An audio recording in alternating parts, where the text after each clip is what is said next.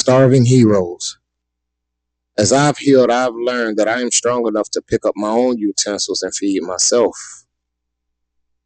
But before that, I qualified my worth based on what I could do to put a smile on a woman's face. And because of that, I felt worthless when I failed to meet her expectations, no matter how unrealistic they were. Yep, disappointed in myself for not being able to jump in the air and stay there. Sounds insane, I know. But when she filled my belly, I felt like I could do anything. There were times when she made my plate and fed me like she loved me. Oh, just the thought of it makes me salivate. A table full of validation, appreciation, care, and concern fresh out of the oven. Bowls and pans overflowing with savory words of affirmation, intimacy, and consideration. Though none of it sits before me now, I can still smell the interest she once had in me. Cups of love in every flavor, hot and cold, sweet and naturally flavored, all for me. Even her water tasted better than anything else. Breakfast, lunch, and dinner, a snack, and I was the only champion. Or so I thought.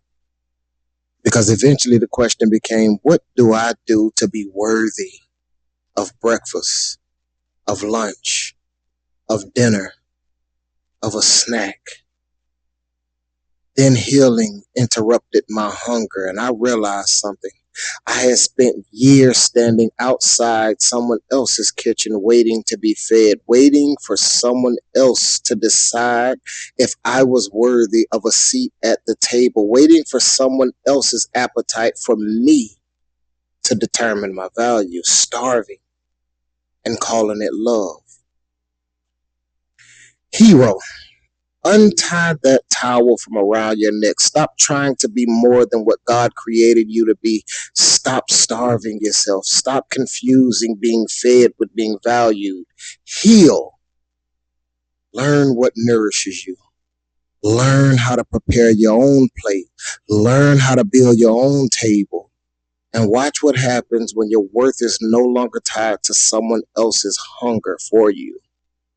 Then and only then, when someone finally sits across from you, they won't be responsible for feeding you. They'll simply be sharing a meal with a man who is no longer starving. It's not her responsibility, boss. We got to deal with our codependency.